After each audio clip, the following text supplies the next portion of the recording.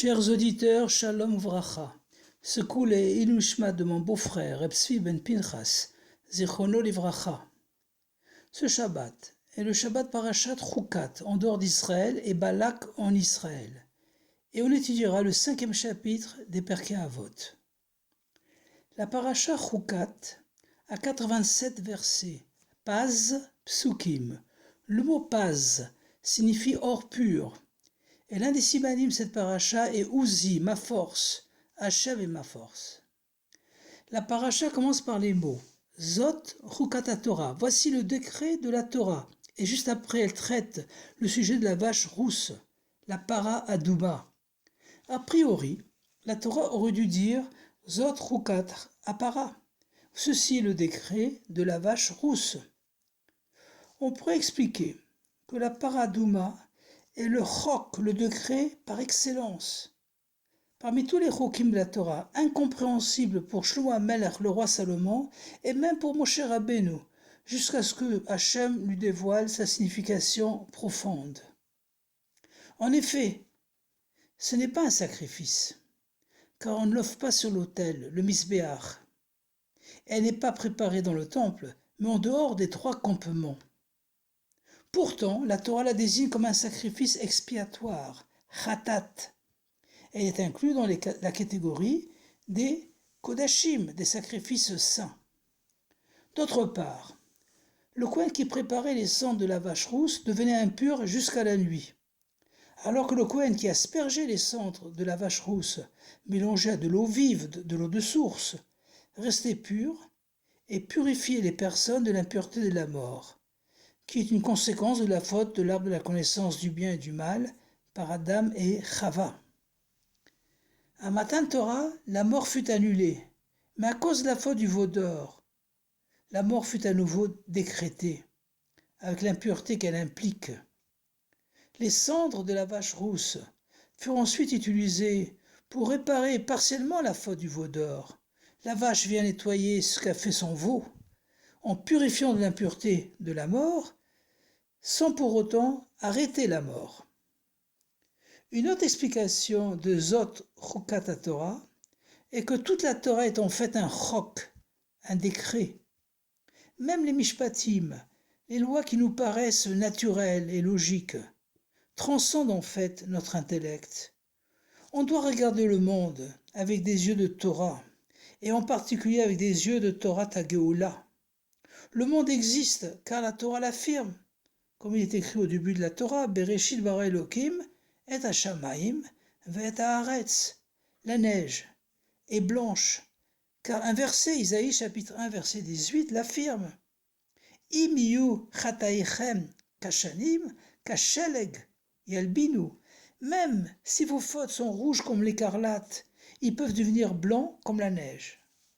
Comme on l'a dit, on brûlait la vache rousse, et ses cendres mélangées à de l'eau vive étaient utilisées pour purifier ceux qui étaient à Mémet, atteints de l'impureté de la mort. Il s'agit donc de mélanger 2 éléments contraires, Esh et Maïm, le feu, représenté par les cendres, et l'eau. Le feu, Esh, représente l'élan vers le haut, s'élever au-dessus du monde. Le Ratso, le feu est chaud. Ce sont les sentiments du cœur qui s'élèvent comme la tefila, la prière, et la emuna, la croyance. L'eau, Maïm, par contre, représente le retour, le chouv dans le monde. L'eau est froide, comme l'intellect, le sechel, le cerveau, et descend de haut vers le bas, comme la Torah. L'eau peut éteindre le feu, l'intellect peut éteindre la emuna. Mais parce qu'Hachem est Uzi, Hachem est ma force.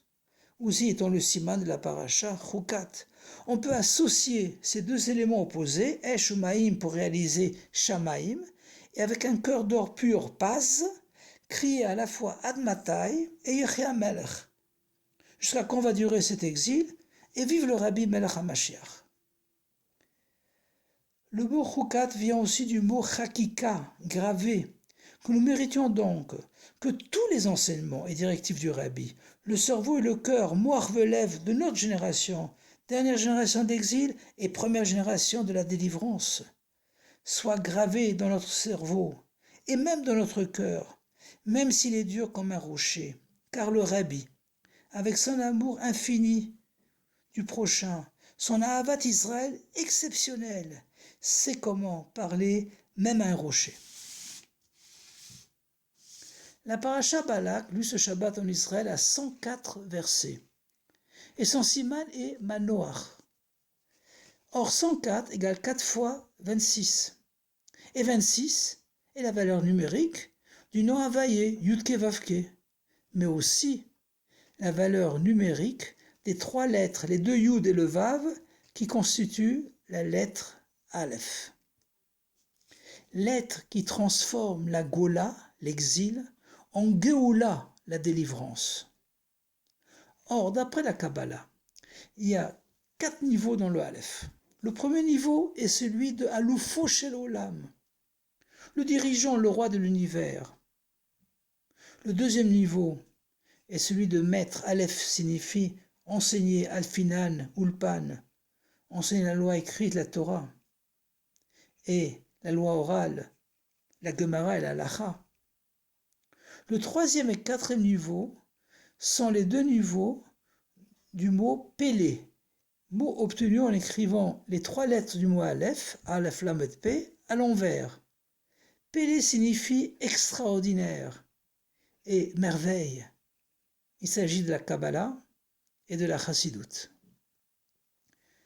Le Rambam, dans les lois des rois, Ilchot Melachim, chapitre 11, première halakha, insiste que l'une des preuves de la venue du Mashiach se trouve même dans la paracha Bilam, celle de Balak.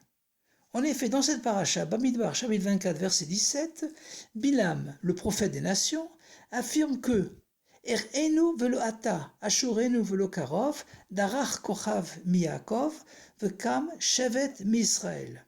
Je le vois, mais c'est pas pour maintenant. Je le distingue, mais il n'est pas proche. Une étoile s'élance de Yaakov et un sceptre se lèvera d'Israël.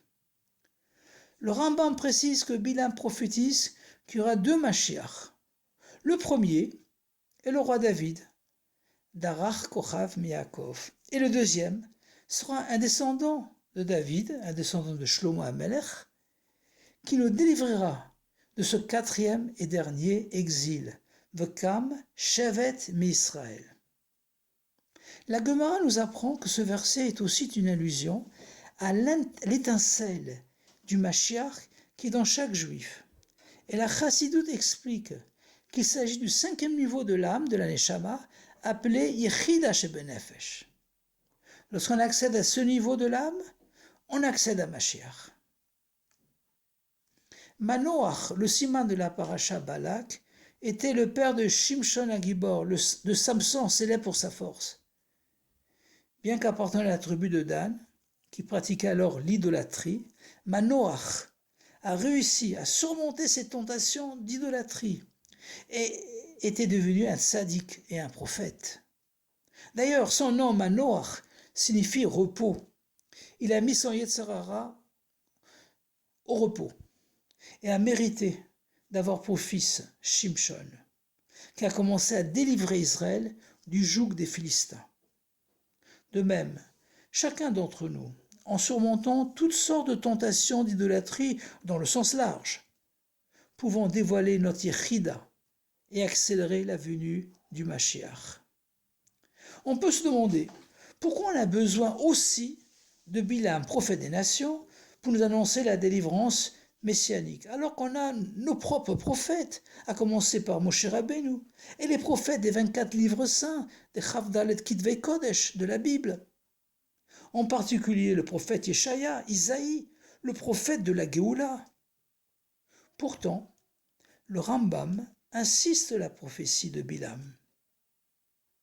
La réponse est que Mashiach n'est pas que pour les Juifs, mais aussi pour toutes les nations, pour tous les 4 règnes de l'univers, le minéral, le végétal, l'animal et l'être humain. Et lorsque c'est un prophète des nations qui l'annonce, alors les nations vont croire davantage à la venue du Mashiach et vont tous se diriger vers cette lumière divine. De même qu'Hachem a fait que Bilam, cet antisémite notoire, au lieu de maudire Chas v'Shalom, à Dieu ne plaise, les béné Israël, les a bénis avec les plus belles brachot, et surtout celle de la venue du Mashiach, que nous méritions la bracha de la Geoula ha'amitit va'ashlema, la délivrance véritable et complète, avec le dévoilement du Rabbi Melech HaMashiach, Techef umiyad mamash, Yechi Adoneinu Moreinu v'Rabbeinu, Melech HaMashiach Olam Va'ed, Shabbat Shalom, Akut et Shabbos, et à bientôt dans le troisième Beit HaMikdash.